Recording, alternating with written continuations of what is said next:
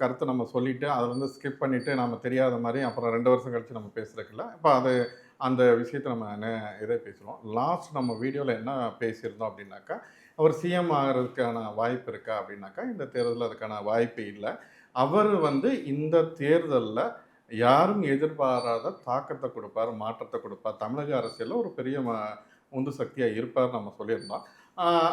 இன்னொன்று என்னென்னா வந்து என்ன சொல்லியிருந்தோம்னா, இங்கே வர்றதுக்கான யாருக்கான பாசிபிலிட்டி இருக்குன்னா, நம்ம டிஎம்கே தான் அவங்க லீடிங்கில் இருப்பாங்க. அவங்க திரும்ப ஆட்சி அமைக்கிறதுக்கு உண்டானதாக இருக்கும். விஜயை பொறுத்த வரைக்கும் மாற்றத்தை கொடுப்பார், தாக்கத்தை கொடுப்பார் அப்படின்னு சொல்லியிருந்தோம். இன்னொன்று என்ன சொல்லியிருந்தோம் அப்படின்னாக்கா, விஜய் வந்து நம்ம வரக்கூடாது, இல்லை விஜய் வந்து நமக்கு எதிரியோ அப்படின்னு கேட்கல. என்னோட சகோதரன், நீ வந்தா வெற்றிங்கிற அந்த கனியை வந்து நீ அறுவடை செய்யணும். அதுதான் உன்னோட நோக்கமாக இருக்கணும், அதுதான் உன்னோட இலக்காக இருக்கணும் அப்படிங்கிறது தான். அதைத்தான் நம்ம தெளிவாக சொல்லியிருந்தோம்.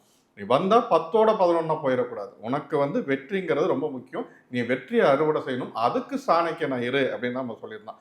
இப்போ அது கூட நம்ம என்ன சொல்லியிருந்தோம், அதை நம்ம பேசியிருந்தோம். இந்த மாதிரியான விஷயங்கள் காலங்கள் இந்த அளவுக்கு இருக்குது. அப்போ இதுக்கு மேலே ஒரு சக்தி தேவை. நமக்கு மேலே நம்மளை ஜீவித்த நமக்கு உண்டான ஒரு ஆன்மீக சக்தின்னு ஒன்று வேணும். நம்மளை படைத்தவனோட சக்தி இருந்தாக்க எதையுமே ஒரு நொடியில் மாற்றிட முடியும். அப்போ அதில் நம்ம அந்த இன்டர்வியூவில் கூட லாஸ்ட்டாக என்ன சொல்லியிருந்தோன்னா, அப்போ இந்த காலக்கெடுவில் இது பண்ண முடியுமா நீங்கள் கேட்டீங்க. இதை கூட நம்ம செஞ்சால் அது நடக்குமான்னு. ஆனால் நம்ம அதை சொன்னதை செஞ்சுருக்காரா இல்லையா அப்படிங்கிறத நம்ம பார்க்கணும். ஏன்னா நம்ம என்ன சொல்லியிருந்தோம், அவர் வந்து இந்த மாதிரியான அதாவது கடலில் நீராடிட்டு, அதாவது புனித நீராடிட்டு இறை வழிபாட்டை நீங்கள் தொடுங்க அப்படின்னு நம்ம சொல்லியிருந்தோம். இறை வழிபாடு வராகி நம்ம சொல்லியிருந்தோம். அது யார் நம்ம அவருக்கு உண்டான பரிகாரங்களை நம்ம சொல்லியிருந்தோம். அவர் செஞ்சாரா இல்லையாங்கிறது இன்னைக்கு மீடியாவே உலகமே பார்த்தது. சரிங்களா?